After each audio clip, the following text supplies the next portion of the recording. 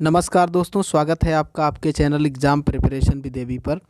दोस्तों आज हम जीएस का 17th प्रैक्टिस सेट हल करवाएंगे, जिसमें 40 महत्वपूर्ण प्रश्न हैं दोस्तों, जो कि UP triple SC forest guard के एग्ज़ाम पर आधारित प्रश्न हैं।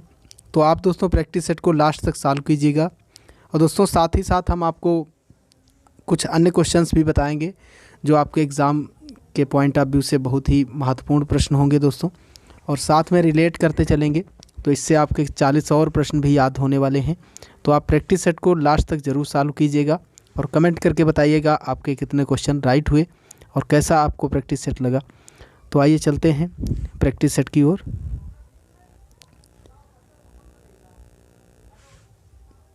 दोस्तों इसमें जो पहला प्रश्न है, किसी उच्च न्यायालय में न्यायाधीशों की संख्या का निर्धारण कौन करता है? तो ये दोस्तों करती है संसद, इसलिए इसका करेक्ट आंसर होगा ऑप्शन नंबर बी।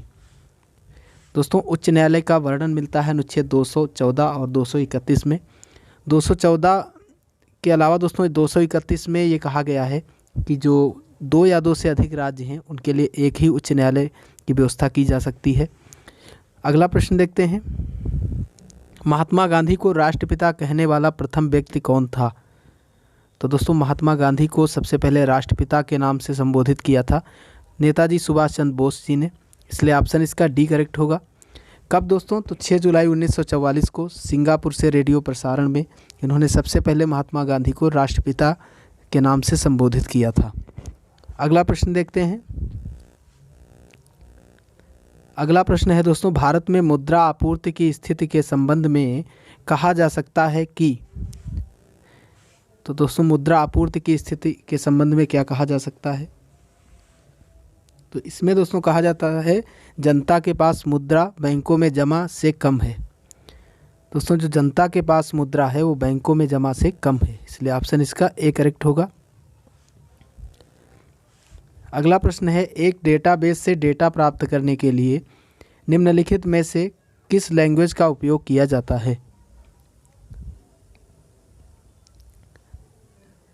तो दोस्तों ये लैंग्वेज होती है SQL। तो इसका करेक्ट आंसर कौन सा होगा? Option number C. अगला प्रश्न देखते हैं। अगला प्रश्न है दोस्तों, किसी जाति को अनुसूचित जाति की श्रेणी में अधिसूचित करने का अधिकार किसे है? तो ये दोस्तों अधिकार होता है भारत के राष्ट्रपति के पास, और किस अनुच्छेद के तहत? तो 341 के फर्स्ट के तहत ये पावर है राष्ट्रपति के पास, इसलिए इसका करेक्ट आंसर कौन सा होगा? ऑप्शन नंबर सी।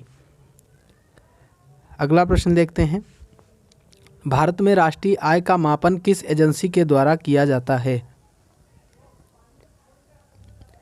तो ये दोस्तों किया जाता है CSO यानी कि केंद्रीय सांख्यिकी संगठन के द्वारा। ऑप्शन इसका डी करेक्ट होगा। और दोस्तों इसका मुख्यालय कहाँ है केंद्रीय सांख्यिकी संगठन का? तो इसका दोस्तों मुख्यालय है नई दिल्ली में। और दोस्तों ऑप्शन ए में दिख रहा है भारतीय रिजर्व बैंक, जिसकी स्थापना आपसे एग्ज़ाम में पूछ ली जाती है। तो इसकी स्थापना दोस्तों हुई थी 1 अप्रैल 1935 ईस्वी में, और इसका राष्ट्रीयकरण 1949 में हुआ था। और दोस्तों योजना आयोग का दोस्तों नाम बदल करके 1 जनवरी 2015 को नीति आयोग कर दिया गया था। और दोस्तों ऑप्शन बी में दिख रहा है दोस्तों, ऑप्शन सी में वित्त आयोग की स्थापना आपसे पूछी जा सकती है। इसकी स्थापना हुई थी दोस्तों 1951 ईस्वी में। और दोस्तों वर्तमान में जो 15वें वित्त आयोग के अध्यक्ष हैं NK सिंह, उनका दोस्तों कार्यकाल 2020 से 2025 तक है। तो ये सभी प्रश्न आप इसे याद रखिएगा। अगले प्रश्न की ओर बढ़ते हैं। अगला प्रश्न है दोस्तों, तृतीय आंग्ल मराठा युद्ध संबंधित है। तो दोस्तों तृतीय आंग्ल मराठा युद्ध हुआ था लॉर्ड हेस्टिंग्स के कार्यकाल में, इसलिए ऑप्शन इसका सी करेक्ट होगा। कब हुआ था दोस्तों? तो ये 1817 से 18 तक चला था। अगला प्रश्न देखते हैं। अगला प्रश्न है, कंप्यूटर की दुनिया 0 और 1 से निर्मित है। इन 0 और 1 को भंडारित करने के लिए प्रोसेसर के अंदर लगाया जाता है। तो प्रोसेसर के अंदर दोस्तों लगाया जाता है ट्रांजिस्टर, इसलिए ऑप्शन इसका सी करेक्ट होगा। अगला प्रश्न देखते हैं, स्वतंत्र भारत का प्रथम उप प्रधानमंत्री किसे बनाया गया था?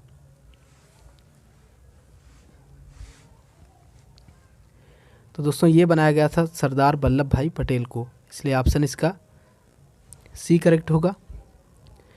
ऑप्शन बी में दिख रहे हैं दोस्तों मोरारजी देसाई। मोरारजी देसाई दोस्तों भारत में प्रथम गैर कांग्रेसी प्रधानमंत्री थे, प्रथम बार ये गैर कांग्रेसी प्रधानमंत्री बने थे। और दोस्तों ऑप्शन डी में दिख रहे हैं सी राजगोपालाचारी। ये दोस्तों भारत के प्रथम भारतीय गवर्नर जनरल थे। और दोस्तों के कामराज ये दक्षिण भारत के एक राजनेता थे। अगला प्रश्न देखते हैं, उत्तर प्रदेश की विशिष्ट नृत्य शैली है। तो उत्तर प्रदेश की विशिष्ट नृत्य शैली है दोस्तों कथक। ऑप्शन ए इसका करेक्ट होगा। ऑप्शन बी में दिख रहा है आपको भरतनाट्यम। तो भरतनाट्यम दोस्तों कहाँ की नृत्य शैली है? तमिलनाडु की। और ओडिसी दोस्तों उड़ीसा की होती है। और कुचिपुड़ी होती है आंध्र प्रदेश की।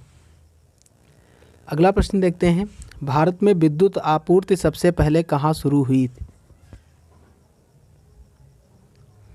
तो सबसे पहले दोस्तों 1897 में दार्जिलिंग से इसकी शुरुआत हुई थी। ऑप्शन डी करेक्ट होगा इसका। उसके बाद दोस्तों कर्नाटक शिवसमुद्रम में। अगला प्रश्न है दोस्तों कूट से संबंधित। इसमें दोस्तों एक तरफ दिया गया है आपको कोयला उत्पादक क्षेत्र और दूसरी तरफ दिया गया है कोयला खदान। तो आपको इसमें मैच करना है। तो इसमें दोस्तों दामोदर घाटी में जो कोयला क्षेत्र है वो है दोस्तों बराकर। दोस्तों 2 से इसको मैच करेंगे। और दोस्तों सोन घाटी में कौन सा है? तो उसमें है दोस्तों उमरिया। 3 से मैच करेंगे। गोदावरी घाटी में कौन सा पड़ता है? तो इसमें दोस्तों सिंगरेनी। 4 से मैच करेंगे। और महानदी घाटी में है दोस्तों तालचेर। इस प्रकार दोस्तों इसका जो करेक्ट आंसर होगा वो होगा ऑप्शन नंबर ए। अगला प्रश्न देखते हैं, भारत में सोयाबीन का अग्रणी उत्पादक कौन सा राज्य है? तो दोस्तों सोयाबीन का अग्रणी उत्पादक राज्य है मध्य प्रदेश, इसलिए ऑप्शन इसका बी करेक्ट होगा। अगला प्रश्न देखते हैं, पहला दक्षेस सम्मेलन कहाँ आयोजित किया गया था? तो दोस्तों 7 दिसंबर 1985 को ढाका में इसका आयोजन हुआ था पहली बार, इसलिए ऑप्शन इसका डी करेक्ट होगा। और दोस्तों भारत में कब इसका आयोजन किया गया था? तो 8वां शिखर सम्मेलन दोस्तों 1995 में, ठीक उसके 10 साल बाद। तो आप इसे याद रखिएगा। अगला प्रश्न देखते हैं, हिंदुस्तानी एकेडमी कहाँ स्थित है?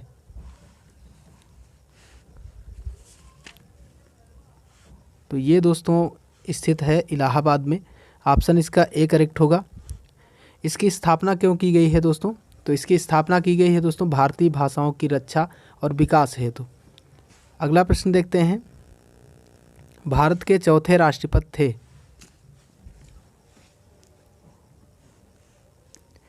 तो ये थे दोस्तों बीबी गिरी। ऑप्शन ए इसका करेक्ट होगा।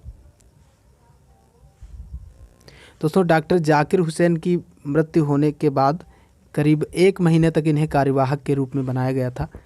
तो इस प्रकार ये भारत के चौथे राष्ट्रपति बने थे। अगला प्रश्न है दोस्तों, असहयोग आंदोलन के दौरान विदेशी वस्त्रों के जलाए जाने पर किसने महात्मा गांधी को लिखा था कि यह निष्ठुर बर्बादी है? तो ये दोस्तों लिखा था रविंद्रनाथ टैगोर जी ने। ऑप्शन नंबर बी करेक्ट होगा। अगला प्रश्न देखते हैं, इलेक्ट्रिक ट्राम का आविष्कार किसके द्वारा किया गया था?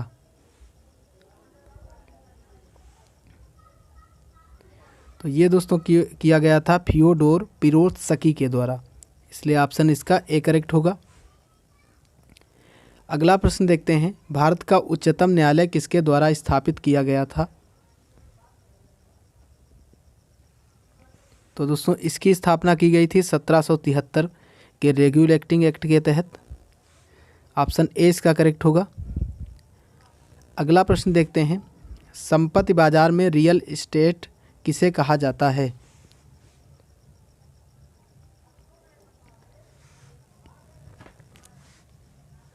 तो ये कहा जाता है दोस्तों भूमि एवं रिहायशी क्षेत्र को, इसलिए ऑप्शन इसका ए करेक्ट होगा।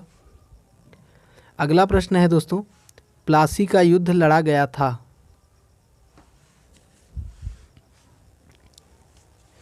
तो ये दोस्तों लड़ा गया था 23 जून 1757 ईस्वी को, इसलिए इसका करेक्ट आंसर होगा ऑप्शन नंबर बी। किसके किसके बीच में हुआ था दोस्तों ये? तो ये रॉबर्ट क्लाइव और सिराजुद्दौला के मध्य हुआ था, जिसमें दोस्तों सिराजुद्दौला की पराजय हुई थी। और इसके बाद दोस्तों 28 जून 1757 को मीर जाफ़र को बंगाल का नवाब बना दिया गया था। मीर जाफ़र को दोस्तों क्लाइव का गधा भी कहते हैं, या क्लाइव का गुलाम भी कहीं कहीं लिखा होता है, तो आप इसे याद रखिएगा। अगला प्रश्न देखते हैं। निम्नलिखित में से किसने वितरण न्याय का सिद्धांत दिया था? तो वितरण न्याय का सिद्धांत दिया था दोस्तों अरस्तू ने। ऑप्शन ए करेक्ट होगा इसका। अगला प्रश्न देखते हैं। भारतीय दलहन शोध संस्थान कहाँ पर स्थित है? तो ये दोस्तों स्थित है उत्तर प्रदेश के कानपुर शहर में। ऑप्शन सी करेक्ट होगा इसका। और दोस्तों इसकी स्थापना यदि आपसे पूछी जाए तो 1984 में हुई थी। अगला प्रश्न देखते हैं। अखिल भारतीय किसान सभा का प्रथम अधिवेशन आयोजित हुआ था?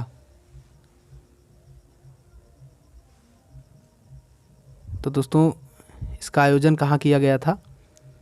इसका आयोजन दोस्तों लखनऊ में किया गया था। ऑप्शन सी इसका करेक्ट होगा। इसकी अध्यक्षता किसने की थी दोस्तों? इसकी अध्यक्षता की थी स्वामी सहजानंद सरस्वती जी ने। और ये कब हुआ था? 11 अप्रैल 1936 को। तो आप इसे भी याद रखिएगा, बहुत ही महत्वपूर्ण प्रश्न है ये। अगला प्रश्न देखते हैं। भारतीय तटरेखा की लंबाई है लगभग? तो भारतीय तटरेखा की लंबाई इसमें आपको बताना है दोस्तों। तो ये होती है दोस्तों 7500 किलोमीटर। ऑप्शन सी इसका करेक्ट होगा। अगला प्रश्न देखते हैं। ICR का पूरा नाम है? ICR का पूरा नाम आपसे पूछा गया है। तो ये दोस्तों होता है इंटेलिजेंट कैरेक्टर रिकग्निशन। तो इसका करेक्ट आंसर होगा option number A. Option A इसका करेक्ट होगा। अगला प्रश्न देखते हैं दोस्तों। अगला प्रश्न है। यदि आप अपने PC की कार्यक्षमता को बेहतर करना चाहते हैं तो आपको निम्नलिखित को अपग्रेड करना होगा। तो दोस्तों आपको क्या चीज़ अपग्रेड करनी पड़ेगी? CPU को। इसलिए इसका करेक्ट आंसर होगा ऑप्शन नंबर ए। अगला प्रश्न है दोस्तों। देश के लोकतांत्रिक इतिहास में पहली बार हाल ही में किस राज्य ने अपने यहाँ 5 उप मुख्यमंत्री नियुक्त किया है? तो 5 उप मुख्यमंत्री नियुक्त किया। ये दोस्तों बहुत ओल्ड करंट का क्वेश्चन है, इसे आप स्किप कर दीजिएगा, ये आपके एग्ज़ाम में नहीं आने वाला है। अगला प्रश्न देखते हैं। अगला प्रश्न है दोस्तों। सूची फर्स्ट को सूची सेकंड से मैच करना है। एक तरफ दिया गया है लौह अयस्क क्षेत्र और दूसरी तरफ है दोस्तों राज्य। तो इसको आप मैच करिएगा। इसका जो करेक्ट आंसर होगा वो हम आपको बता दे रहे हैं, वो होगा दोस्तों ऑप्शन नंबर सी। अगला प्रश्न देखते हैं। भारतीय राष्ट्रीय कांग्रेस का प्रथम निर्वाचित यूरोपीय अध्यक्ष था? तो दोस्तों जॉर्ज यूले को पहला यूरोपीय अध्यक्ष बनाया गया था, जबकि दोस्तों इसकी स्थापना यदि पूछी जाए तो A.O. ह्यूम ने की थी। और दोस्तों इसके प्रथम अध्यक्ष थे व्योमेश चंद्र बनर्जी। ऑप्शन डी में एनी बेसेंट का नाम दिख रहा है दोस्तों। एनी बेसेंट को भारतीय राष्ट्रीय कांग्रेस का अध्यक्ष 1917 में बनाया गया था। और दोस्तों ये कांग्रेस की अध्यक्षता करने वाली पहली भारतीय महिला थी। अगला प्रश्न देखते हैं। विश्व जल दिवस किस तिथि को मनाया जाता है? तो ये मनाया जाता है दोस्तों 22 मार्च को। ऑप्शन सी करेक्ट होगा इसका। अगला प्रश्न देखिएगा। उत्तर प्रदेश की प्रथम महिला मुख्यमंत्री कौन थी?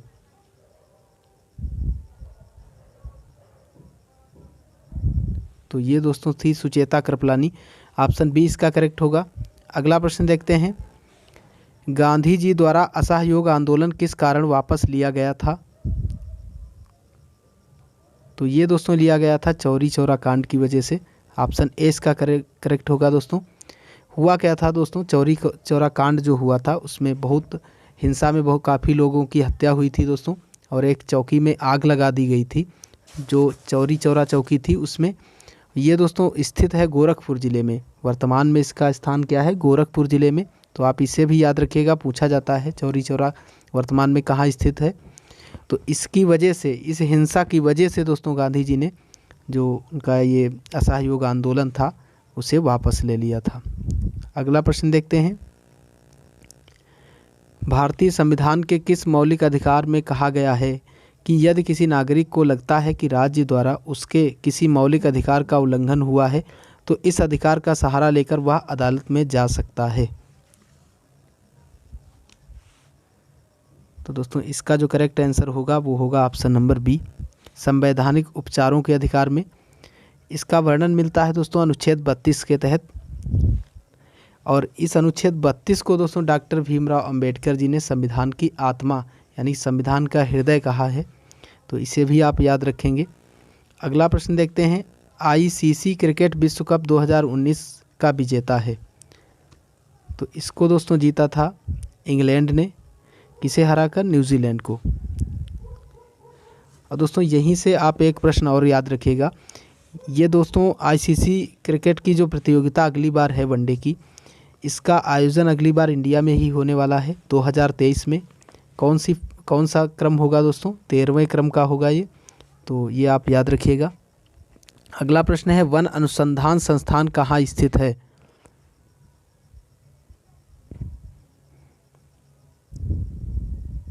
तो वन अनुसंधान संस्थान स्थित है दोस्तों देहरादून में। ऑप्शन इसका सी करेक्ट होगा। इसकी स्थापना हुई थी 1906 ईस्वी में वन अनुसंधान संस्थान की। अगला प्रश्न देखते हैं। कंप्यूटर भाषा कोबोल किसके लिए उपयोगी है? तो ये है दोस्तों व्यावसायिक कार्य के लिए उपयोगी। ऑप्शन ए इसका करेक्ट होगा। अगले प्रश्न की ओर बढ़ते हैं। अगला प्रश्न है दोस्तों, लाल बहादुर शास्त्री स्टेडियम स्थित है। अब आपको बताना है लाल बहादुर शास्त्री स्टेडियम कहाँ स्थित है। तो ये दोस्तों हैदराबाद में स्थित है। ऑप्शन इसका बी करेक्ट होगा। नई दिल्ली में दोस्तों फिरोज शाह कोटला स्टेडियम स्थित है, जिसका अब नाम बदल करके क्या कर दिया गया है? पूर्व वित्त मंत्री के नाम पे, अरुण जेटली जी के नाम पे अरुण जेटली स्टेडियम नाम रखा गया है। और दोस्तों कानपुर में क्रिकेट का ग्रीन पार्क स्टेडियम है। और दोस्तों इलाहाबाद में मदन मोहन मालवीय क्रिकेट स्टेडियम है। तो ये सभी स्टेडियम आप याद रखिएगा। अगला प्रश्न देखते हैं। पराध्वनिक गति का मापांकन किस इकाई से होता है? तो इसका मापांकन होता है मैक में। ऑप्शन ए करेक्ट होगा।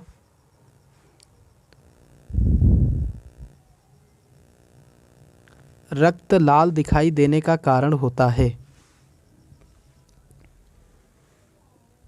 तो दोस्तों रक्त के लाल दिखाई देने का कारण क्या होता है, ये आपको बताना है। तो ये होता है दोस्तों हीमोग्लोबिन के कारण। ऑप्शन इसका डी करेक्ट होगा। दोस्तों इसी के साथ आपका ये प्रैक्टिस सेट यहीं पे समाप्त होता है। आई होप दोस्तों आपको ये प्रैक्टिस सेट पसंद आया होगा। यदि दोस्तों आपको ये प्रैक्टिस सेट पसंद आया है तो आप इसे लाइक करें और दोस्तों के पास शेयर करें। चैनल पर यदि नए हो तो चैनल को सब्सक्राइब करके जुड़ जाइए। धन्यवाद।